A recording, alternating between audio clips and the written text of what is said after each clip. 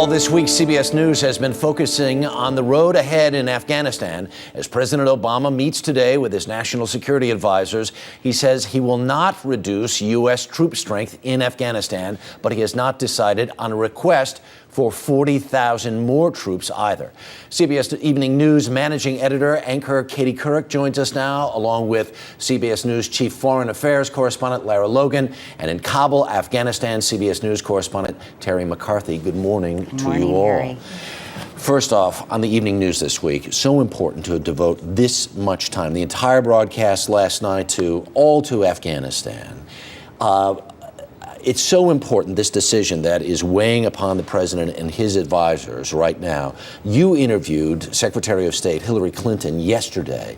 What do you feel like was the most important message she had? Well, I think that everyone around the president, especially after General McChrystal was out front on some of his recommendations, have been very circumspect and careful to not get out there and really recommend any particular course of action. My impression from Secretary of State Clinton is that it might be a combination of options. You know, everyone's talked about an either-or situation, 40,000 additional troops or a different strategy. And I think what might end up happening, Harry, is perhaps some additional troops to provide intelligence on the ground, and then additional use of unmanned aircraft or drones and a sort of a counterterrorism approach. But I don't think we're going to see an all or nothing solution when all is said and done. I'm going to talk about how this deteriorated over the years, and one of the reasons it was so controversial, speak about the policy that was in place up until a couple of months ago, Lara, when there was so much use of unmanned drones and so many Afghan civilians were being killed. What did that do to attitudes of Afghans toward the United States? Well, it created a new generation of Taliban, which are people who are driven by a deep hatred of the U.S. because of what they've suffered in their personal lives. But one very important point to make, Harry, is that it really doesn't matter at this point how many civilians are killed on the battlefield, in the sense that it's the message, it's the perception that's the problem. Because even though General McChrystal has dialed back on the use of drones, there have been far fewer civilian casualties, the Taliban and Al-Qaeda are very good at creating situations which look a lot worse than they really are. They take their own fighters, they take bodies, and they pin this on the U.S. And the biggest problem the U.S. has is that they've completely lost in the war of perception. The propaganda problem. And I was going to say, sometimes even if the United States is responsible for collateral damage or civilian casualties, as Lara said, the Taliban will play on that and make additional casualties. So it really is a combination of the two factors that result in tragic loss of civilian lives. Terry McCarthy, who is in Kabul right now, you've been in both theaters, in Afghanistan and Iraq. So much attention was paid to Iraq over the last 6 or 7 years. What did that cost U.S. forces and the United States in general on the ground in Afghanistan, because so much focus was paid on Iraq? What did that cost us on the ground in Afghanistan? Well, I think two things, Harry. The first was there simply weren't enough troops to fight both wars. At the height of the surge in Iraq, there were 160,000 U.S. troops on the ground. Here in Afghanistan now we have only 68,000 troops, and Afghanistan is both bigger and more populous than Iraq. It also meant that there was a diversion of focus. There was no real planning. How was the U.S. going to react with the other NATO partners? There wasn't enough coordination here, and the whole war just literally slipped out of their fingers. They really didn't have a control on it, and before they knew it, the Taliban was back in 70 to 80% of the countryside. Yeah. Lara, talk about this neck of the woods down here, which is where you were most recently. The piece that you had for us was so profound, being out in the field with those troops, these Marines spending almost an entire day in a water canal just to make sure that they could have a degree of safety and cover. What is it like for these guys out there? Well, it really is the most extreme conditions that you could ever find anywhere, and it's it's hostile in every sense. The Marines at Farbeko spent 3 days fighting their way to get in, and they had Taliban to the north and south and east and west, and most of the firefights were happening less than a mile from their base. So, forget about the heat, the lack of clean water, the lack of proper food, sleeping in the dirt, if you can imagine what it's like to be filthy dirty all the time. And we're talking about 3-4 months now. Right. And there's no, it's a few more months that they have of this. And the worst part is that the people are hostile to their presence. So the people are the reason that they're there. And they're having to very slowly try and make a difference on their tiny patch of ground.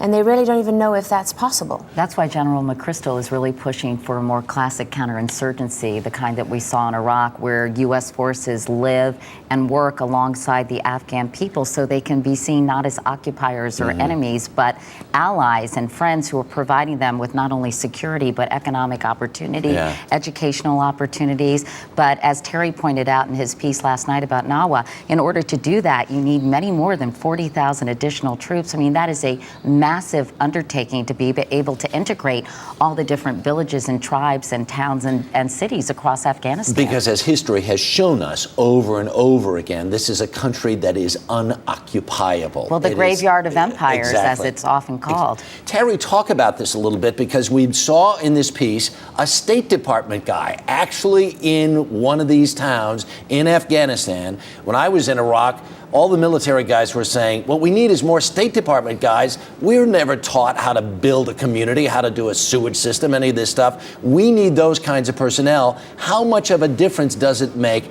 to have an expert like that in a little community like the one you showed last night? It makes a huge difference, Harry, and I have to say that the counterinsurgency model that they are operating now in Afghanistan works brilliantly where they have enough people to do it. You need clearly a large number of soldiers to provide security, and then you need these civilian experts who can come in, help the Afghans to dig wells, to clear roads.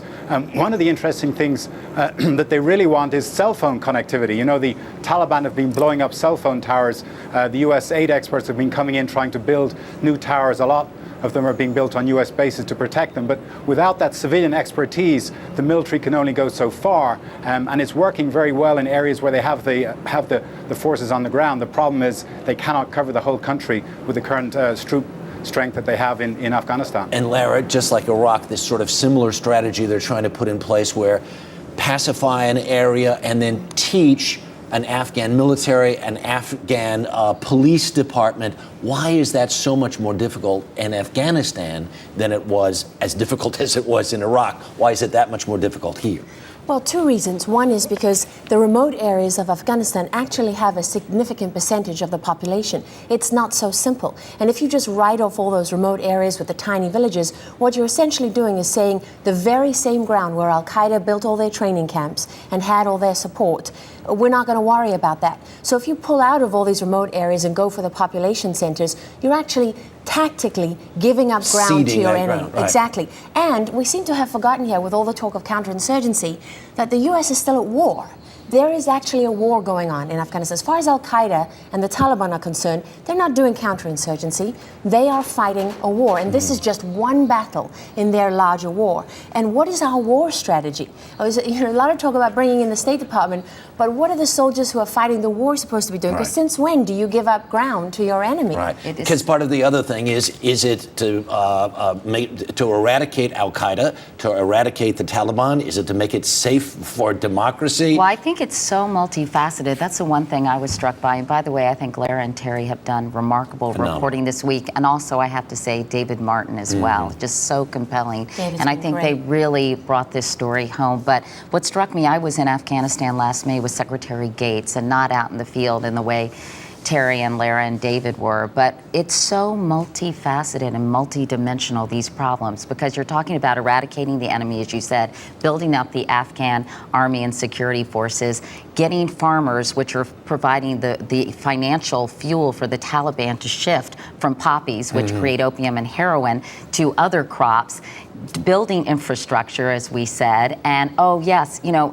a million other things, getting corruption out of the government. What kind of partner is Hamid Karzai if he's so mistrusted by the Afghan people? So it is an incredibly huge and kind of interconnected undertaking, and the president really has his work cut out for him, as does General McChrystal. You've met with Karzai multiple times, and here is a guy who, in all likelihood, tried to steal this last election. His brother is tied into this whole opium trade and everything else. My goodness, if you're a guy in the field in the United States service or the multinational forces, and you're looking over your shoulder at this government, you must be wondering, what the heck are we doing out here? Especially if your mission in counterinsurgency is to extend the reach of that government. And now you're saying that half the people in the country think that government is illegitimate and stole the election. How is that policy supposed to work? But there's not an easy answer to that question by any stretch. Well, everyone thinks that Karzai is going to remain in power, right, Lara? They're doing this recount. The UN is investigating, but most people think he will be above the 50% threshold to stay in office, because the UN changed the rules. Right. Because they're doing all. Everybody knows exactly what's happening here. They're changing all the rules to keep Karzai in power, and that's what the US wants. And the worst part about this, it's not just the Karzai government that comes off looking corrupt. It's the US. But why does the US want Karzai to stay in there? Because they need a stable government going forward, and they don't believe that Dr. Abdullah is going to be the person to unite the country. Sorry, Harry, I'm taking No, over your job. but that whole becomes a whole question of the ethnicity of the constituencies. Exactly. And he's a Pashtun, and that's where most of the, okay. So the last question for Terry, though, very quickly, you have all these other alliances in there. You've got Great Britain. There are protests in the street. They don't want their people there don't want their folks to stay a minute longer. How long can the coalition stay together? It's quite clear, Harry, that time is running out for the coalition. As you say, the British are getting tired of it. They have those horrendous pictures on TV of all the coffins coming home. The Canadians have already said they will pull out in a year and a half's time. So I think the next 12 months are critical. If the US cannot show that this situation is turning around, the NATO members are going to be peeling off one by one. Wow. Terry, I just want to tell you one thing the Afghan Minister of Intelligence said to me, as far as the US pulling out is concerned, there's no glory in defeat. And of course, we've done it before, and that's the big fear in that region. Piece in the Wall Street Journal, all these books on Vietnam that all the people in the administration are poring over, trying to see if there's a lesson there that's applicable here. Katie, thank you so much. Lara, great to see you here, safe and sound. Terry, thank you. Good job out there, pal. Do appreciate it.